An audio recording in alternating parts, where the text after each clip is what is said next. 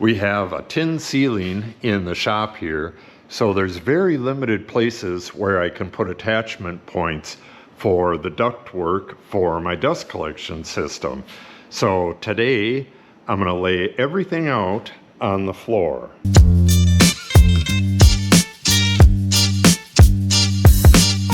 Once I have this center line laid out on the floor, I can take the plumb bob and drop it down from the places where I can put a support and drop it down to the line on the floor, and that'll be where I put these.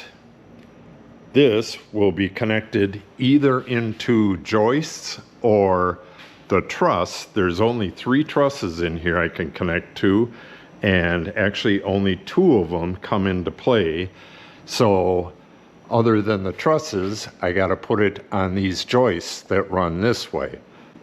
I could use my laser to do this if it had plumb levels, but it doesn't. I have a pretty cheap laser, but a plumb bob will do.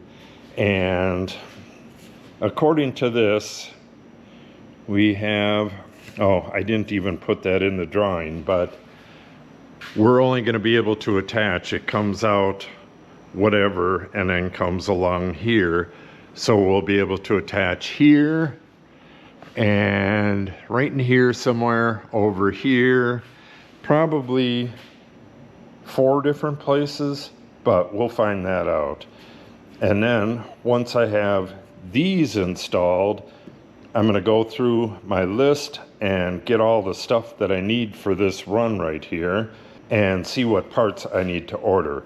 If you followed the previous videos, this is my connection from the dust collector down to the barrel, and this worked on the previous version, but on this version I'm going to a 55-gallon drum and I need something about 4 feet long.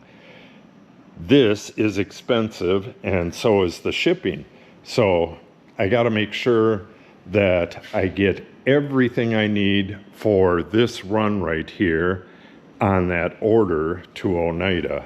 This run right here will connect the miter saw right there, the jointer, which will be kind of where it is, the planer, which is going to be in line with the door here, and the table saw, which that drop is going to come straight out and go right about to here. So yeah, this is about in the right place, but I believe it's going to go forward a little bit. Everything's going to go according to this though, because this is part of the overall shop plan. All right, enough talk. Let's drop a plumb line from the dead center of the intake there. We'll drop a plumb line down to the floor, and then we'll measure from that over to the wall, and then we'll measure and get the same measurement over here, and then snap a chalk line between them. All right, get this steadied.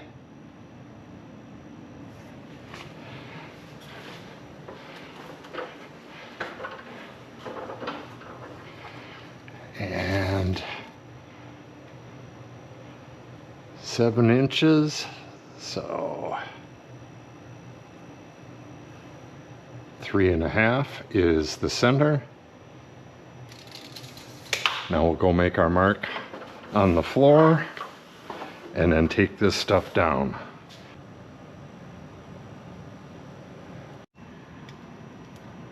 All right, 188 exactly. Okay, now there's a cut line a shorter distance away. I just want to see what the difference is on the cut line at the other measurement and this measurement. So we're at 53 and 13/16. All right, I have my mark at 188, got a little arrow pointing to it. Now let's check out our cut line. 53 and 13/16. That is unbelievable. The cut line is exact, so I can actually use the cut line for doing dimensioning later on, but I don't need it now. I just need these two. Now I'm going to snap the chalk line between these two and then figure out my angle.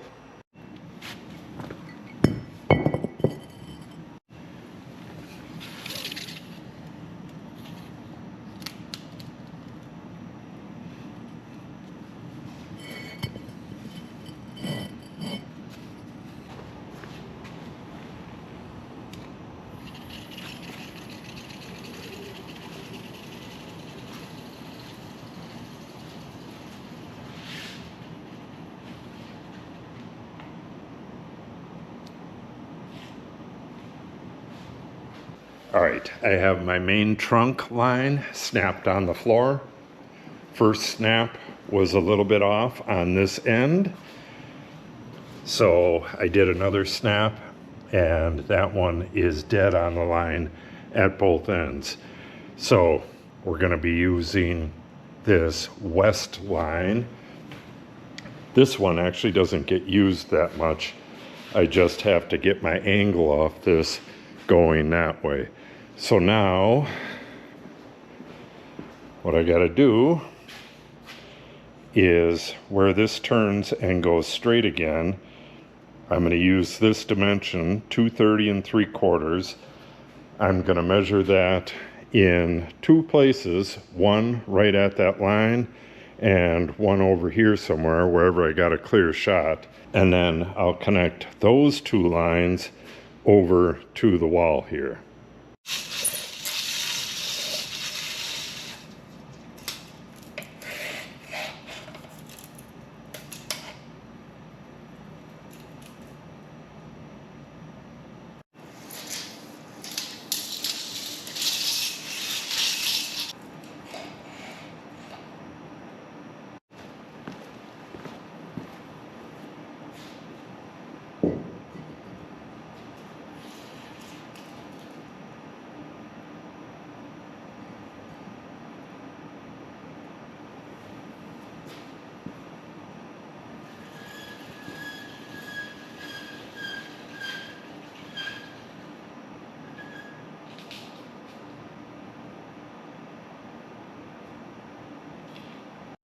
Okay, I really don't need this line except for right at the wall there. Actually, I don't think I need it at all.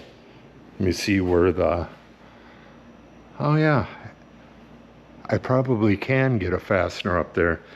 The line turns and goes in, and I don't have that dimension. I'll have to put that dimension on here, but it turns and goes into the wall right about here. So all of that line is not going to be used, but we'll get this little chunk right here put in there. And then I need a plumb line on the wall. I think I'm just going to do it down here on this plywood part, because that's the only place anything's going to get fastened. And I should probably figure out where my air compressor line is going to come down at the same time. We have a duct coming down, and air compressor line is going to come down near that somewhere, and then I'm going to have a blow-off hose set up right in the general area, but I don't know if I need to figure that out today or not. Let me move this stuff real quick and we'll get this part done.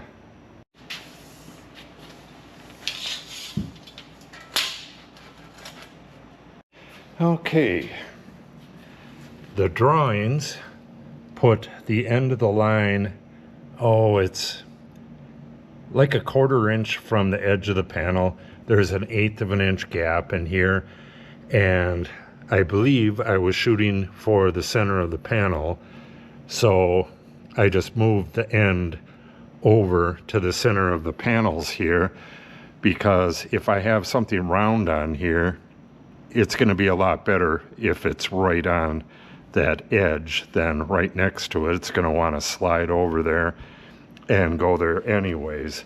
So I just moved over the far end and snapped the line.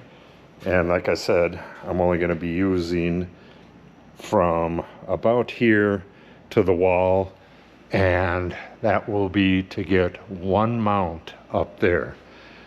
Okay, now I'm going to clean off this scaffold and move that into place and start putting up these mounts. This is where it starts getting interesting. So I'm going to want my supports right in line with the intake there, but my joists are actually, I think it's 5 or 6 inches over to the right. So either I have to go into, where is that? It's right here. And I'm going to put one into the truss that runs right down the middle right here. You can see that that overhead door is attached to it. So I'll put a mount right there. That will catch, and I got to measure this out because I have an elbow here.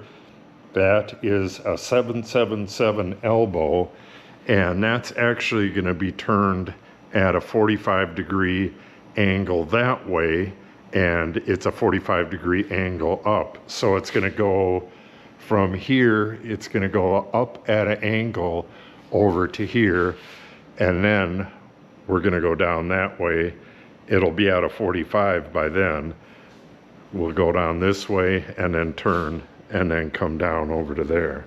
And I want my anchor to be just past this Y. I don't want it right above the Y because it's going to be hard to get this all strapped up that way. So I got to do some measuring. We got 56.25 to the center line of the Y there. And unfortunately, I didn't take any dimensions out here.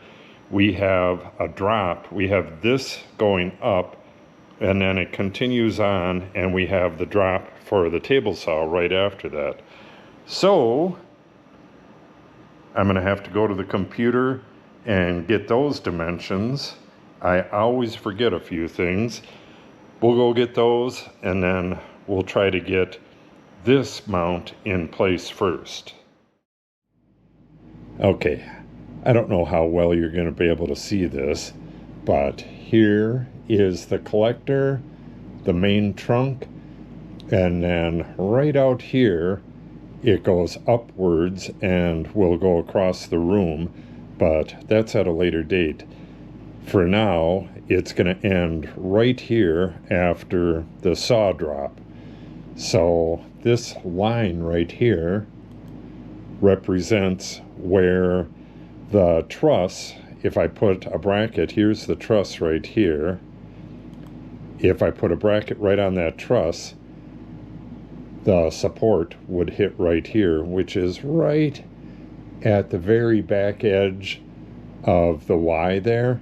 So I'll just put that support there, and then when I put this duct up, I can either make this just a hair longer, or I'll do something so that it doesn't hit right there, so it hits right in back of it, and that should do it.